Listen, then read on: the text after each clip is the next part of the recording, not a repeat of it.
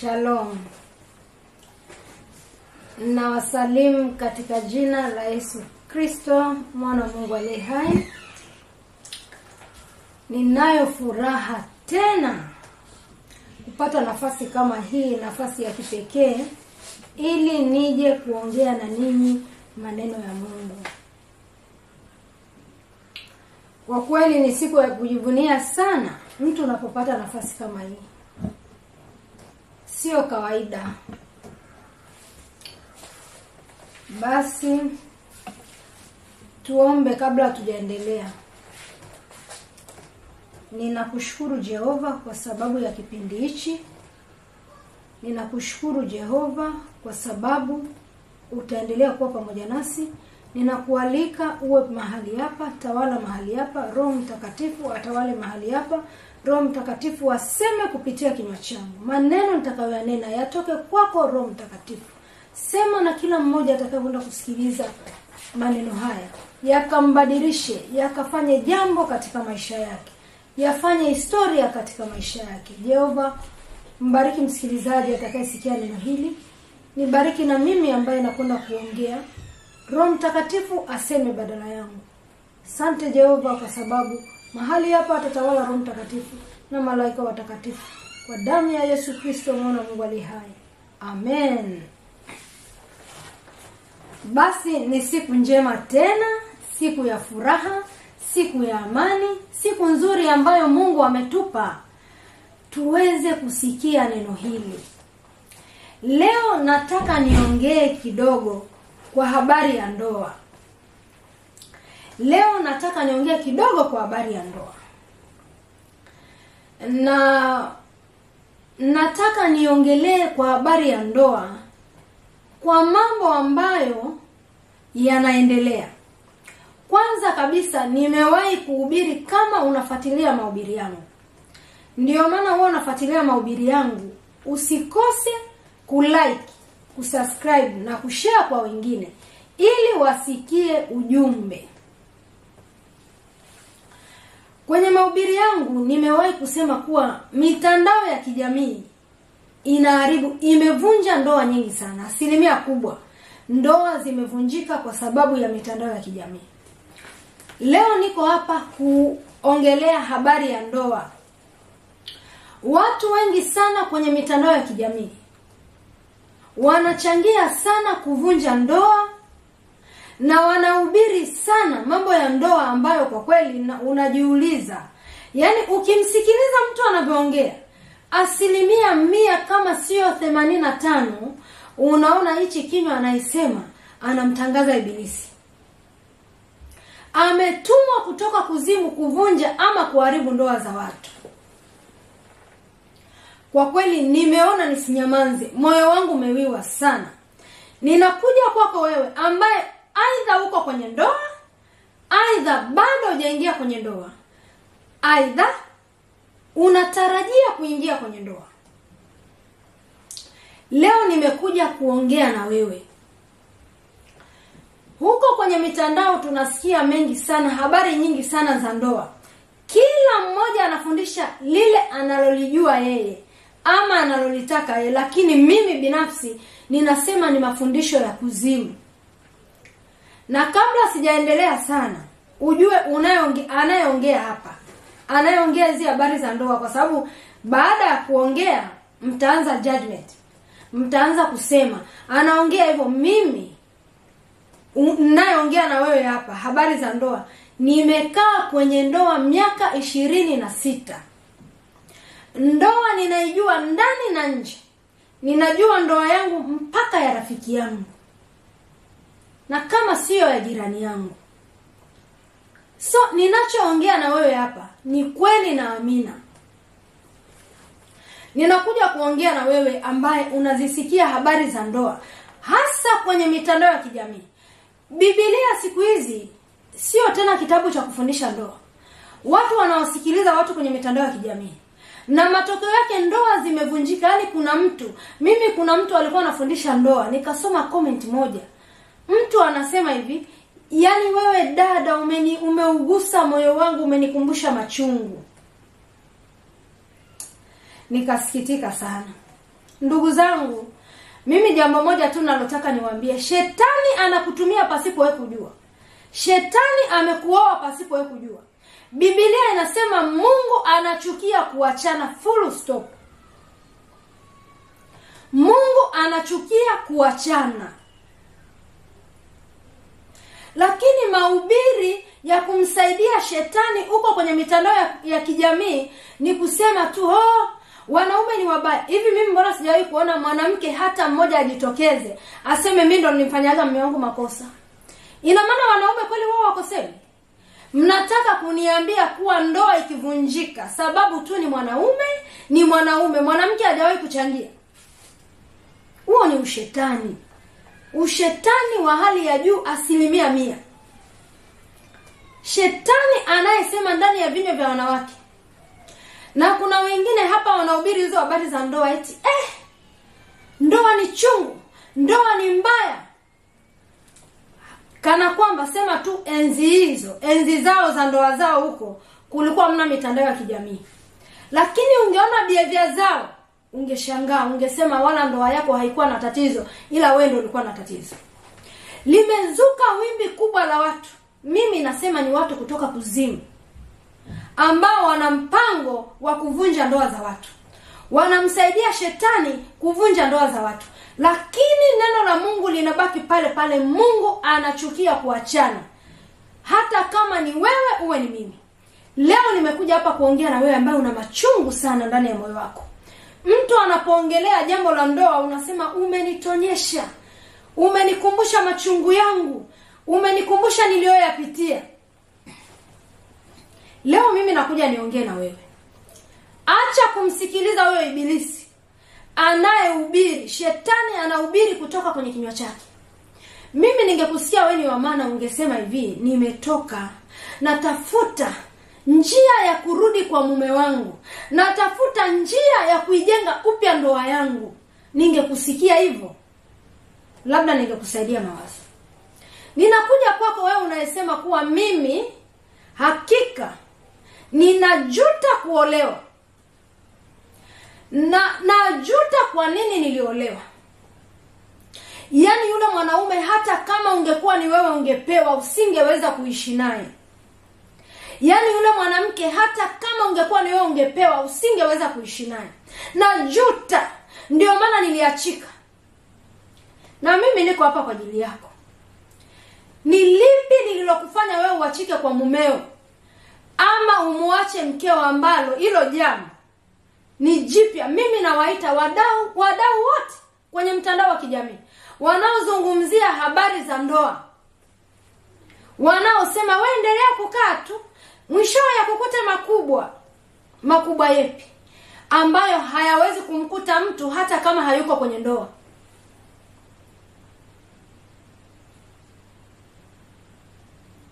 Yaani watu wamefanya ndoa, wamepeleka mjadala mkubwa, na mlengwa mkubwa hapo kwenye hayo majadiliano ni mwanaume. Jamani, mwanaume peke yake tu ndo anakosaga kwenye ndoa.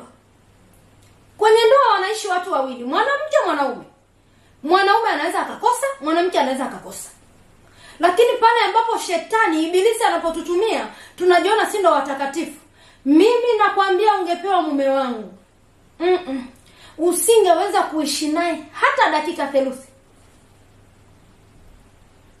Kwa taarifa yako, hakuna Daudi pasipo Goliati. Narudia tena, hakuna Daudi pasipo Goliati. Wale wote unaowaona wanapewa maua ya kudumu kwenye ndoa. Kuna watu wamekaa kwenye ndoa miaka 50, kuna watu wamekaa kwenye ndoa miaka 60, kuna watu wamekaa kwenye ndoa miaka 20, 25, 26, wamekaa kuliko wewe. Wewe sasa hivi kuna watu na waadimai unasema fulani amekaa kwenye ndoa yake tangu walioana mpaka wamezeeshana. Usifikiri yeye alipata tu mteremko. Alishinda majaribu ya ndoa, alishinda shida za ndoa, ndio maana leo unamuita mshindi. Huwezi kuitwa mshindi wakati hujashindana. Ukae kabisa ukijua. Mimi siwezi kukufundisha habari ya ndoa. ila wewe utakaposikia wanawake wenzio wakisimuliana, ndipo utakapojiona hivi, kwa nini mimi nilitoka kwangu? Kwa nini mimi niliondoka kwenye ndoa yangu? Nakwambia utajiona mpumbavu, kwa sababu kile ambacho unakiita wewe kuwa usingeweza kumvumilia wewe mumeo ama mkeo, kuna watu mpaka wamezeeshana. Mimi nikuulize, ni jambo jipi hasa wewe mwanamke mwenzangu unayehubiri kwenye mitandao ya kijamii unasema hakuna mtu ambaye alitaka kuondoka kwenye ndoa yake, isipokuwa tu yalimkuta ya kumkuta, yalimkuta ambayo hakutegemea, ndio maana akaondoka? Yepi? Huo ni ushetani. Ushetani, mtu anaanza kujitetea na vya uongo ili kwamba apate support, apate watu wa kumsupport. Ni ushetani wa hali ya juu. Lipi haswa unalolisema wewe kuwa yamemkuta humo kwenye ndoa, ameyakuta ya kuyakuta, ameyaona ya kuyaona, ndio maana ametoka, lakini yeye hakutaka kutoka kwenye ndoa, ila aliyoyaona humo kwenye ndoa ndio alimsababisha atoke? Yepi? Ni jambo lipi wewe mama mwenzangu uliyeachika kwa mumeo, wewe mwanaume uliyemwacha mkeo, ni lipi ulilolisema wewe kwamba hili kwa kweli ni kosa ambalo halijawahi kutendeka duniani, kwa hiyo mimi siwezi kulivumilia? Ila unalosema wewe kuwa yalinikuta ya kunikuta mwenzangu, wewe usingeyaweza. Kweli unatuhakikishia kuwa lililokukuta wewe yule jirani yako asingeliweza? Kwa taarifa yako, lililokukuta wewe, yupo ambaye anaishi na mume wake mpaka leo wamezeeshana, anapitia hilo lilokukuta wewe, na yupo kwenye ndoa yake, na leo unamuita mshindi, unamuita jabali wa ndoa. Si kwa sababu yeye alipata mteremko. Hakuna mteremko ndugu yangu. Ndoa sio mteremko, ni kama wokovu. Hakuna kitu cha bure, hakuna cha dezo. Hata mbinguni, ukitaka kwenda mbinguni ni kupambana hapa duniani. Hivi kama ndoa yako imekushinda, ndoa tu, umeshindwa kuipambania ndoa yako, umeshindwa kuipigania ndoa yako, ufalme wa mbinguni? Hapa duniani kuna watu wanafungwa kwa sababu ya nini? Ya neno la Mungu. Hapa duniani kuna watu wanauawa kwa sababu ya neno la Mungu, wanakubali mateso kwa sababu ya neno la Mungu. Hakuna kitu chepesi. Kitu chochote ukitaka kukimiliki ni vita. Ndiyo maana ninakuuliza, jambo jipi? Mimi kwa kweli mume wangu alinichiti. Alikuchiti wewe wa kwanza? Yaani wamejaa ambao wamezao waliwachiti, yaani wamejaa, na wapo mpaka leo kwenye ndoa zao. Wewe unasema alikuchiti kwa adabu. Yaani kuna mwingine anakaa chumba cha pili na huyo mke mwenzie anakaa cha tatu, lakini yupo tena kwa heshima na adabu na anaendelea na mume wake na wamezeeshana. Ila wewe unasema mwenzangu mimi nisingeweza. Wewe huna uvumilivu. Kilichokufanya uondoke ni huna uvumilivu. Ukutaka kuvumilia, ulisema mimi bwana mimi siwezi. Lakini usitake kutuambia kuwa wewe unaondoka kwa sababu aliyoyafanya mume wako wewe ni ya maajabu sana. Hayajawahi kutokea duniani. Hakuna jambo jipya duniani hapa chini ya jua. Biblia inasema hivyo. Sasa kile unachokiona wewe kuwa hichi ndio cha ajabu kipi? Huyu mwanaume mwenzangu alitaja hata la matumizi. Mimi ndiyo maana ninasema, hata kama ni mimi nikiondoka kwenye ndoa yangu, nimependa, lakini sio kwa sababu eti mtu kanichiti, mtu kanifanya hivi. Hivyo vyote viko chini ya uwezo wangu. Nina uwezo wa kuvimiliki. Kama nataka ni utashi. Mwanaume huyu mwenzangu alitaja hata la chakula. Kuna wanawake wapo na wananisikia ninavyoongea hapa. Mimi nimewahi kuishi na mtu, mume hana kazi, ana kazi ya kubangaiza tu. Akipata hicho kera chenyewe hicho, kama ni kiji 200, kama ni kiji 500, kinaishia wapi? Kwenye pombe. Hana hata 5 anaoleta nyumbani.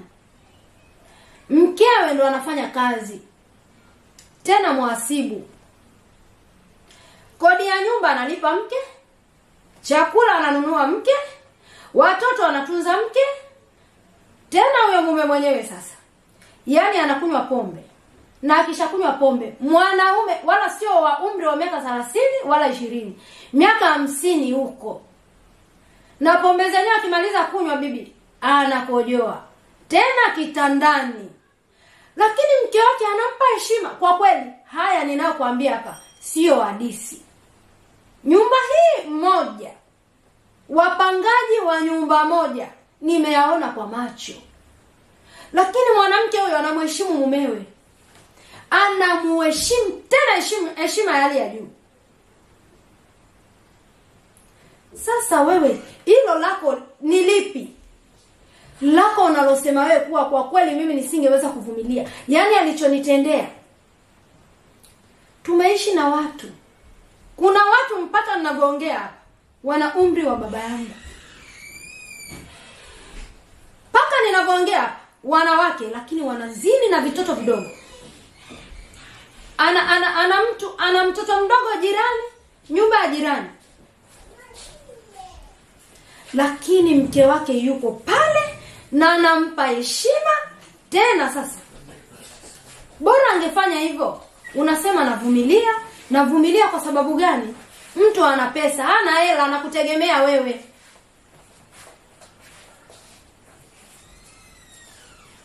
Anategemea wewe ndo umpe, anategemea wewe ndo mlishe, anategemea wewe ndo mvalishe. Alafu bado hapo anatoka anaenda kufanyia ubaya. Sasa wewe mwenzangu, ni ubaya upi haswa unaosema wewe eti watu usiwaone watu wameondoka kwenye ndoa zao, kwenye nyumba zao, walioyakuta humo ndio waliowafanya waondoke, sio walioyakuta. Hawakuwa na utashi, hawakuwa na utayari, hawakutaka. Aidha zile ndoa zilikuwa ni ndoa za kishetani.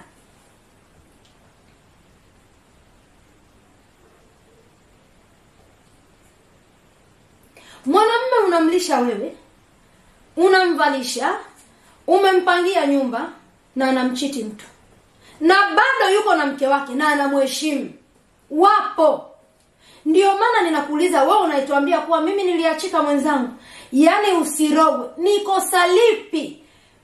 Wamama wote wa kwenye mitandao, sikieni ujumbe wangu. Ni kosa lipi haswa alilolifanya huyu mume wako ama mkeo ulilolisema wewe kuwa hili sasa hili kwa kweli hili alisameki, ambalo mtu mwingine hajawahi kulifanya? Ni lipi? Wewe unaweza ukakaa na mtu aina hiyo? Yaani wewe unamlisha, unamvalisha, lakini bado anaenda kuchukua kimada nyumba ya pili.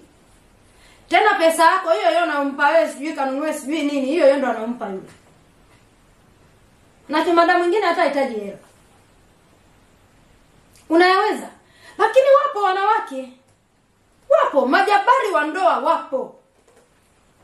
Anasema siondoki, simuachi mume wangu yupo pale. Eti wewe kama huwezi kuvumilia ni wewe. Lakini usije kuwahubiri watu hapa. Unawaambia watu eti walioyakuta hakuna mtu angependa kuachika. Mtu yoyote angependa kuachika. Yaani tukifata mambo ya eti sijui mwanaume kanichiti, mwanamke kanichiti, sijui amenitukana, amenidhalilisha, kila mtu ataachika. Kwenye ndoa hata baki mtu. Walioko kwenye ndoa ni majabali. Walioko kwenye ndoa ni wavumilivu. Walioko kwenye ndoa ni washindi. Lakini sio kwamba wao walipata mteremko. Na kuambia tena, hakuna Daudi pasipo Goliati. Hakuna mbingu pasipo kupigana vita hapa. Hakuna mlokole mwenye amani. Mlokole anapigana hapa ili akavalishwe taji ya uzima. Kupata ile taji ni kupigana hapa duniani. Sasa ukiwa wewe ndugu yangu umeshindwa kuipambania ndoa yako tu,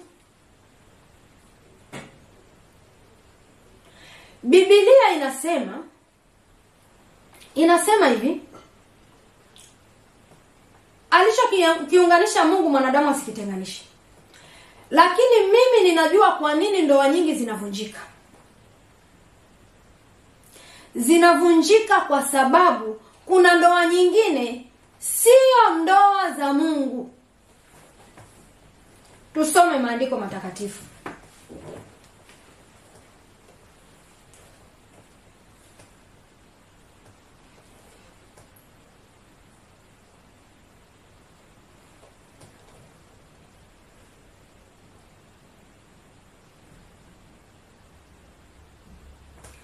Nasoma maandiko matakatifu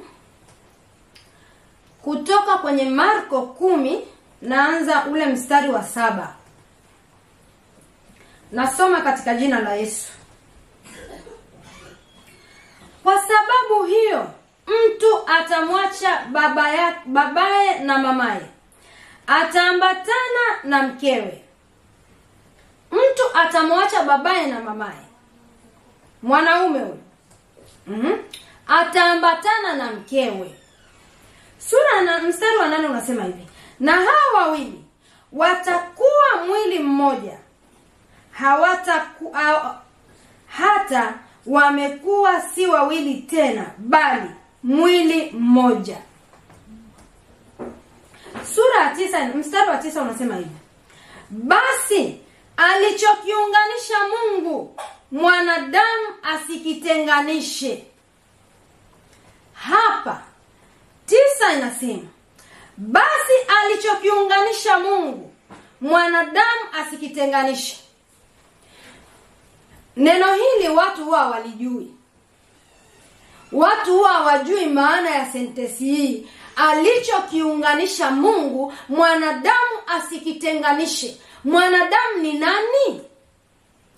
Mwanadamu anakitenganishaje? Hicho ambacho Mungu anakiwekea mipaka ya kukitenganisha kuwa mwanadamu asikitenganishe. Mwanadamu ndiyo yule atakakuletea uongo wewe ili umwache mkeo ama mumeo. Mwanadamu ndo huu mwili huu unaokuambia kuwa hakununuliaje hata sijui kitenge. Mwenzangu, mwanaume gani huyo? Mwenzangu, kila siku maharage. Mwanadamu ndio yule atakayokuja kukushawishi. Mwanadamu asikitenganishe. Huu mwili usikutenganishe. Mavazi yasikutenganishe na mumeo. Umbea wa watu wa pembeni wasikutenganishe na mumeo. Mtu amekuja, hata kama mimi nakwambia mama mwenzangu, hata kama afanye kosa gani, ninarudia tena, hakuna kosa ambalo mumeo ama mkeo analifanya ambalo mtu mwingine afanyiwi. Hawa wote waliokaa kwenye ndoa wamevumiliana. Ndio maana unawaita majabali wa ndoa. Sio kwamba ndoa zao ndo zilikuwa mteremko. Sio kwamba wao ndo walikuwa na amani kila siku. La hasha. Hilo lililokushinda wewe, yawezekana hata mimi nimelipitia. Lakini mimi nikadumu kwenye ndoa, wewe ukaondoka. Kinachotofautisha hapo, kinachotutofautisha mimi na wewe, mimi nimeweza kulihendo, kulivumilia. Wewe ukuwa tayari kulivumilia. Na mtu yeyote anayefanyiwa jambo lolote kwenye ndoa na akaondoka. Unajua tunaposema ndoa, kuna ndoa za aina 2 ama 3. Ndoa ya kwanza ni ndoa ambayo kabisa Mungu amempangia mtu. Mtu ameolewa na mume halali wa maisha yake.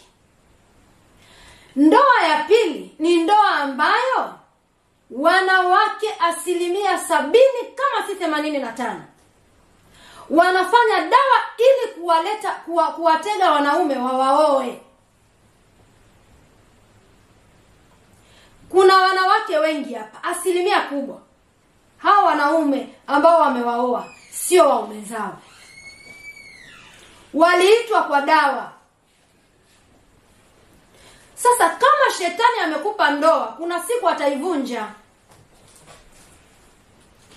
Kama shetani, kwa sababu ulienda kwa mganga kutafuta mume, shetani ndo alikupa mume.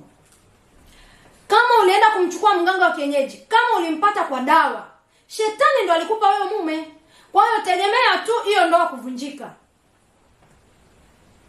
Amekupa kwa masharti. Amekupa kwa amekuwekea kabisa limit. Hawa wataishi miaka 10, hawa wataishi miaka 2, hawa wataishi miaka 3, lakini mwisho wa siku atakuja kuivunja.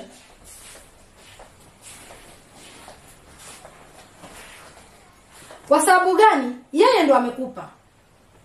Shetani hajawahi kumpa mtu kitu cha kudumu. Na hawa watu wa design hii ndo hao wanaokuja kuwahubiria watu wengine sasa. Hawa watu wa design hii ndo hao wanaoja kwenye mitandao ya kijamii kutuhubiria mambo ya ndoa.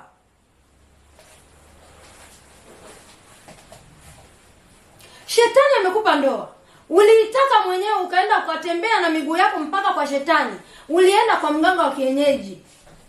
Mimi nataka kuolewa, jamani nimechelewa. Mimi mbona mchumba anioni? Mimi sipati wachumba. Sijui ni na nini. Ukaenda ukapewa mume. Sasa yule mume shetani amekupa. Imefika siku shetani anataka kuivunja ile ndoa. Unafikiri anafanyaje? Shetani anainua tu neno moja tu. Neno lile la mumeo ama mkeo lina roho ndani yake. Roho ya shetani aliyowapa ile ndoa. Anasema sasa leo nataka kuivunja ile ndoa. Anafanya manuva yake, anaweka neno. Na wewe ukisikia lile neno tu, kwa kuwa lile neno ni roho, unachukia. Mama, uliondoka kwa mumeo. Si kwa sababu mumeo ni mbaya sana, hawezi kuishi na mwanamke mwingine yoyote. Neno tu moja limevunja ndoa. Eti mimi ndo niambie neno hilo, kwa kweli yani haiwezekani. Mwanaume gani huyu jamani asonitunza? Usotunza wako peke yako. Wako wengi sana. Mwanaume huyu sijui kanichiti. Anayechitiwa wako peke yako. Wako wengi. Mwanaume mlevi hata ajitambui, mlevi peke yake, wako wengi. Mwanaume gani jamani huyu sijui ananifanya vitu gani? Peke yake, wako wengi. Tena wako wengi na wanaheshima kwa wake zao. Tatizo wewe ni ndoa ya kishetani. Mimi lazima nikwambie ukweli. Nimewahi kuona na macho yangu mawili haya. Na ninyi wa mama na wauliza, ninyi wa mama mlopata ndoa kwa waganga wa kienyeji, ukamwendea mtoto wa watu kwa mganga akakufanyia manuva. Mtoto wa watu akakuoa bila yeye kutaka. Wazazi wamesema umechoka. Hivi hiyo dhambi utaitubu wapi? Kwa sababu nina uhakika hauna ujasiri wa kumwambia kuwa jamani, yani wewe ulivyonioa hujataka mwenyewe. Mimi ningeenda kwa mganga ndo kanioa. Mtatubu lini hiyo dhambi kina mama? Mko wengi. Umeolewa, umemfanyia mtoto wa watu manuva. Sasa hivi una watoto 10, una watoto wangapi?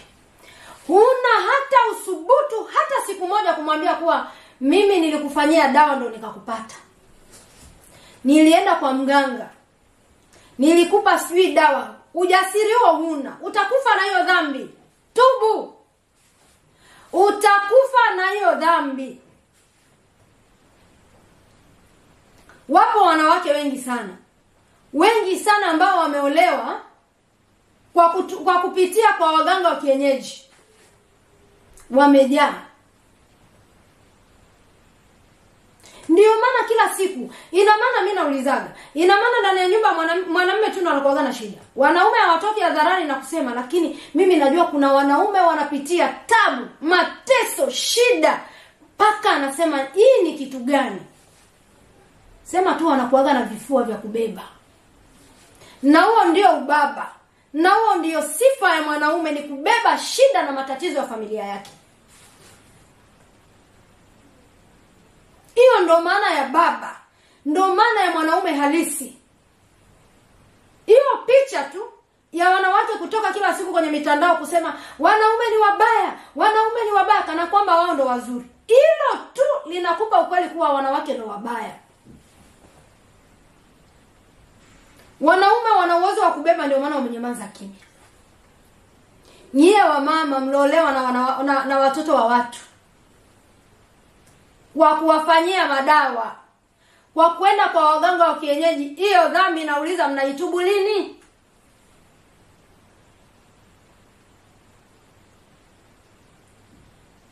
Sasa wanapokuwa kwenye mahusiano wanasahau kama shetani ndo aliwapa ile ndoa. Atakuja kuivunja siku yoyote. Ikivunjika anaanza, jamani yule mwanaume. Lakini ambao walipewa ndoa na Kristo, Biblia inasema kwamba wanaoshika maneno ya Mungu wanafananishwa na mtu yule aliyejenga nyumba yake juu ya mwamba. Mvua zikinyesha, pepo zikivuma, nyumba haiwezi kuanguka. Ndio maana nakwambia tofauti mbili. Hata wale ambao Mungu wameenda kwenye ndoa halali, sio kwamba wapitiaji majaribu, wanapitia. Lakini yale majaribu ni kana kwamba hawayaoni. Wewe mtoto wako akikosea utamtupa? Mimi nakwambia mama mwenzangu, ule udhaifu wako tu wa kuondoka kwenye ndoa yako, kuacha wanao. Hivi unafikiri wale watoto wako ulioacha kule wanahangaika, unafikiri wana furaha, wana raha, wana amani? Alafu wewe ndio tuambie eti yule baba fulani kwa kweli nisingeweza kukaa naye. Kama huwezi kukaa naye, watoto ndio wanaanza kukaa naye. Wewe utuambie tu wewe kwa jina halisi tunaloweza kukupa, wewe ni failure. Umefeli. Umeshindwa kuvumilia. Umefeli. Umeshindwa kuvumilia. Kwa sababu jambo lolote ukitaka kulipata lazima ulipiganie. Hata kama ni kahaba umemwona amenyanyuka, pambana ili umshinde yule kahaba, ubaki na mume wako. Wewe sio wa kwanza ndugu yangu. Tumewahi kuona wanaume anamwacha mkewe anaenda hata miaka 10. Kwa kuwa yule mama ni mama mcha Mungu. Ni mama. Kwanza mwanamke yeyote aliyeolewa na mume kabla hajawa macho juu kama ninyi wa siku hizi, yaani mume anamwacha anaenda wapi? Haonagi njia yule mwanamke. Hawezi kwenda mahali popote. Kwa nini? Kwa sababu yule ndiye aliyemzoea. Kumzoea mwanaume mwingine ni kazi. Wewe kwa sababu ushazoea tangu ulipokuwa kijana, ndio maana umeona simple. Ukaona ni jambo jepesi. Alafu unatoka unaanza kuja kutushawishi na sisi kuwa tulioyaona kwenye ndoa, uliyaona ya blue, ya kijani, ya njano, ambayo sisi wengine hatujayaona, ambayo dunia nzima haijaona, umeyaona wewe tu. Ni yepi? Toka siku moja kwenye mtandao tuambie alichokifanya mumeo cha ajabu ambacho wengine hawajawahi kukifanya. Alichokifanya mkeo cha ajabu ambacho mke wa mwingine hajawahi kukifanya. Ni kipi? Ndio maana nasema hivi, ili kujenga ndoa si kuhubiriwa kama mimi ninavyokuhubiria hapa.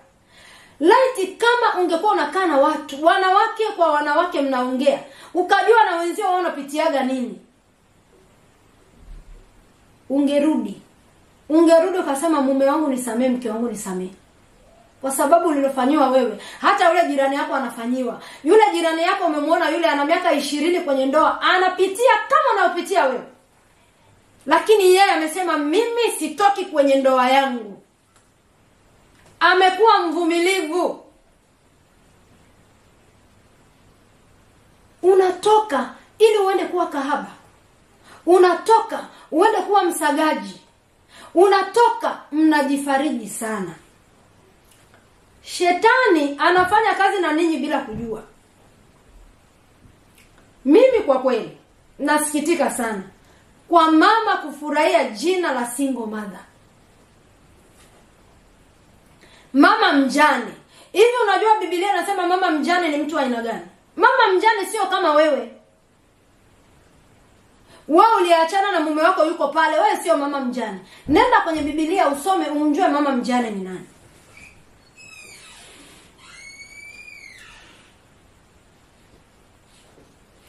Shetani anakupa furaha eti ufurahie, na hauna hata amani. Amani huna kwa kweli. Amani huna amani. Mimi ningekushauri wewe rudi tu. Kitu chepesi sana. Yaani hiyo tunaruhusiwa. Rudi kama ulishaondoka, kaombe msamaha ujirudilie. yaone yote ni ya kawaida. Rudi kwa mumeo, ukalea watoto wako, uishi kwa amani na salama. Hamna hata jambo. Mimi nasema tena na kurudia, hata mimi kama mimi naondoka kwangu, nimeamua tu. Na pia nina utashi wa kuishi na mume wangu hata kama yukoje. Yaani kuna mtu anasema eti wewe uendelee tu kuishi kwenye hiyo ndoa, yakikukuta makubwa ya kukukuta. Kuna watu wanafia gesti. Kuna mabinti wanafia gesti. Wale walikuwa waumeza. Maana wanasema eti wewe mwanaume siku akija kukutoa roho ndio utajua. Kuna mabinti wamefia gesti. Wale ni waumeza. Sio waumeza. Kuna mabinti wamekufa wanagombania bwana wa mtu mwingine. Yule ni mume wake. Sio mume wake. Mpaka tuwe tunakuja kuambiwa tu, wewe mng'ang'anie wewe mwanaume, siku atakutoa roho.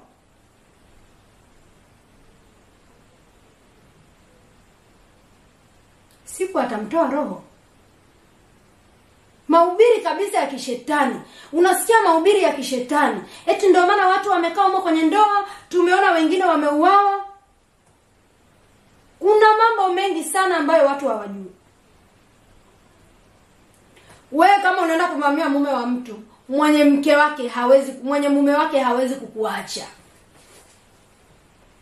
Ndio yale tunashukizia, sijui nini na nini, amefia huko ndani. Sijui mara yule mwanaume amempiga. Amempiga yule, wanamzingishia yule mwanaume wa watu, kumbe kuna watu wamefanya manuva huko nje.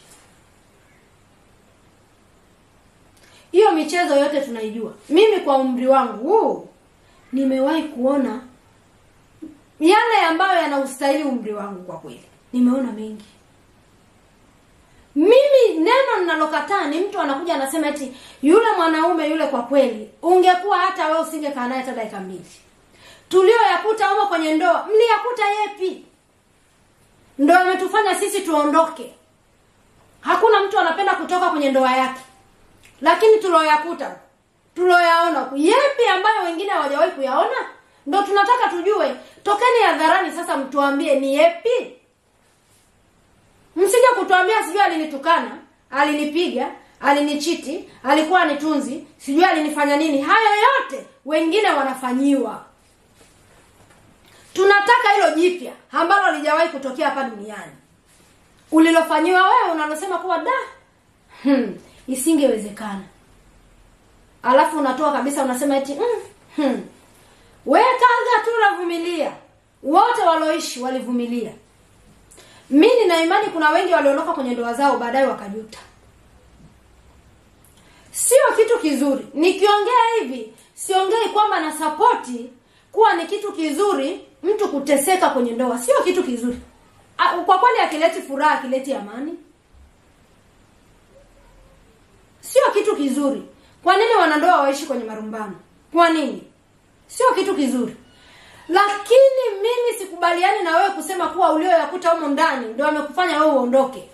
Kwa sababu hayo ulioyakuta wewe na wengine wamekuta hayo na makubwa zaidi ya kwako. Lakini wameishi, wamevumilia, wanaitwa leo ni magwiji kwenye ndoa. Ni majabali wa ndoa na wewe mwenyewe una uwezo wa kwenda kuomba ushauri. Kwa nini? Kwa sababu walivumilia. Walivumilia. Kuna watu waliolewa wiki moja tu mwanaume akatoka akaondoka. Na alimsubiri pale pale. Aliondoka hata mwaka mzima, miezi 8, sijui mwaka, zaidi ya mwaka. Mtu anaolewa leo, baada ya mwezi mmoja mwanaume anaondoka. Na aliporudi alisema karibu mume wangu. Ungekuwa wewe sasa, ungesema yani hili sasa limepindukia, siwezi kulivumilia. Na mimi nina mashaka na wewe. Kila jambo linahitaji uvumilivu mkubwa sana. Hata kuishi na mwanadamu yeyote inahitaji uvumilivu. Si kuishi na mumeo tu. Mume wako, mume wangu, mume wa yule wote wanafanana, isipokuwa kila mtu ana lake. Huyu anajua kumtunza mkewe lakini anampiga. Huyu hajui kumtunza mkewe, hampi pesa afanye nini, lakini hampigi. Huyu anajua sijui kufanya nini kumtoa out, lakini amnunuliagi nguo. Huyu, kila mtu ana jambo lake. Lakini kila mtu ana jambo. Hakuna asiyekuwa na jambo. Acha kufajilia ushetani. Mnasimama kumpigia shetani debe la kuvunja ndoa za watu. Uimarisha watu eti waogope kuishi kwenye ndoa. Eti siku ukifa watu wamefia gesti na mabwana. Mpaka leo mimi tangu mdogo nasikia ukimwi. Kuna mtu ameacha kutembea na mwanamke akiogopa ukimwi? Wamekufa na ukimwi wangapi mpaka leo? Kwani kuna watu ambao watembea na wanawake? Wapo. Kwa nini watu waache kuolewa? Eti kwa sababu eti wanaume hawa maasidi sana. Weka uvumilie tu. Acha kumpigia shetani debe. Acha kumpigia shetani debe. Mimi huaga na wasikiliza sana watu ambao wanasema wameachika. Ukiwafuatilia sana wakwambie reason, wakwambie sababu za wao kutoka, hazi make sense. Yaani hazina hata nguvu, wala hata hazieleweki. Na wala hizo sababu zenyewe wanazozitoa sio ngeni sana kwenye masikio. Utasikia mtu anasema, alinichiti. Alikuchiti wewe wa kwanza? Na kuuliza, ulishindwa tu kuvumilia, ukawa hauna utashi, ukasema mimi siwezi kukaa na kukubalia? Ulipenda mwenyewe ukasema mimi naondoka. Lakini usituambie kuwa eti hilo ndo la ajabu. Sio la ajabu. Umeamua tu wewe, lakini wapo ambao wana uwezo wa kuvumilia. Kwa hiyo wewe tuambie kuwa wewe utaki mtu wa kukufanyia mabaya. Mimi sitaki mtu wa kunifanyia mabaya. Akinifanyia hivi mimi naondoka. Ama wewe ni ile ndoa ya waganga wa kienyeji. Kuna watu hapa wanaume wamewaoa, wamewakeshea kwa waganga wa kienyeji. Watoto wa watu, mtubu kwa jina la Yesu. Mimi nimewahi kuona mtu amemfanyia mama, mtu alikuja akasema mwanangu hakuowi. Tena huyo mkaka mwenyewe alikuwa mtoto mdogo. Huyo mdada mkubwa. Lakini huyo dada amefanya chini juu kwa mganga wa kienyeji, kila siku anamfanyia mtoto wa watu mandingo. Paka mtoto wa watu amemuoa. Paka leo ninavyoongea hapa anaishi naye. Lakini kuishi huko sio kwa mapenzi ya Mungu. Alifanyiwa na waganga ili ampate yule kaka. Ndoa kama hizo shetani anakuja tu anazivunja, ni ndoa zake. Lakini Mungu alichokiunganisha hakuna mwanadamu atakitenganisha. Mungu alichokiunganisha Mungu sio kile cha wazazi. Eti wamemlazimisha mtu eti kwa sababu yeye ana hela olewa naye, sio. Alichokiunganisha Mungu ni kile ambacho mtu ametoka huko amesema mimi nakupenda, amekuoa. Mmependana wawili. Nani atakuja hapo kuvunja hiyo ndoa?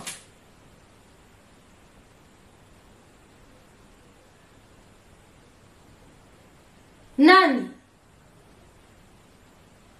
Eti wanaume kwanza wanajua kubeba. Na wana upendo. Kwa sababu unakuta mwanaume ameoa mwanamke mwingine unasema Mungu. Yaani mmetudhalilisha. Waimbaji wamepangana hivi msururu. Leo inavunjika ya huyu, kesho inavunjika ya yule. Kesho kutwa inavunjika ya yule. Hivi ninyi mnaniambia hivi kinachowafanya muachike wengine hawajawahi kukipitia? Mnamwaibisha Mungu. Acha mara moja kuhubiri watu.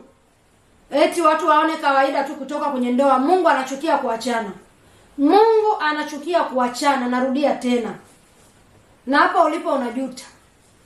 Na kuna watu kwa sababu enzi zao kulikuwa hamna mitandao ya kijamii. Lakini mimi kuna waimbaji kabisa wa nyimbo za Injili ambao enzi hizo hii mitandao ya kijamii haijawa sana. Enzi za magazeti, habari zao ziliandikwa kila siku. Sema tu hazikubaki kwenye YouTube. Lakini zingekuwepo kwenye mitandao ya kijamii sasa hizi tungekuwa tunawaona. Ndio maana wana uthubutu wa kutoka kwenye mitandao ya kijamii na kusema kuwa tulioyakuta huko kwenye ndoa, kwa sababu wanajua hamtamuona yeye behavior zake alivyokuwa anafanya. Hamwezi kumuona. Lakini kuna watu hapa walikuwa watu wa ajabu. Kila siku wanaandikwa kwenye magazeti. Wanafanya vituko. Na mwisho wa siku waliondoka kwenye ndoa zao. Na ndio wako kwenye mitandao ya kijamii leo kuhubiri watu. Wanajifanya wapole wa taratibu, alafu waume zao ndio wabaya. Mungu atusamee sana na Mungu akuhurumie. Wewe mwanamke mwenzangu uliyemwacha mumeo, usikubali. Rudi kwa mume wako, mwambie mume wangu nimerudi. Tuje tuyajenge, tulee watoto wetu. Acha kumsikiliza shetani. Shetani amekuwekea mume wa kiroho ujui. Na ndio wewe anakupa ujasiri wa kusema mimi siwezi kurudi. Huyo ni mume wa kiroho. Kila siku mnalalamika, sijui ninaota nini? Ninaota nini? Shetani. Ndio maana tunaanza kusikia sasa hivi eti watu mpaka waimbaji tunaambiwa ni wasagaji. Kwa nini? Roho ya kishetani imeingia ndani yenu. Na mnafurahi eti single mother. Nenda kamsome single mother ni nani kwenye Biblia.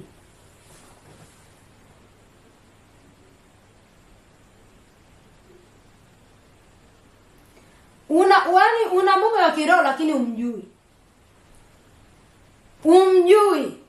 Unafikiri tu ni kandoto kamepita, kumbe yeye amejipangia nitakuwa nakuja mara moja kwa mwaka, ama mara moja kwa miaka miwili, ama mara moja kwa miezi 6. Hasa kwa kuwa hiyo ndoto unayotaka mara moja unafikiri hauna kitu. Una mume wa kiroho. Funguka. Nakwambia kitendo cha kuwa na mume ndani kinazuia mengi kwenye ulimwengu wa roho. Kitendo cha kuwa na mume kinazuia hivyo vyote hivyo vya mapepo wao. Acha kuwasikiliza watu wanaonena maneno ya kishetani kwenye mitandao ya kijamii. Mungu akusaidie sana, Mungu akupe ujasiri na kusii wewe ambaye ulimpata mume kwa waganga wa kienyeji. Nenda katubu kwa mume wako, mwambie ulimpataje.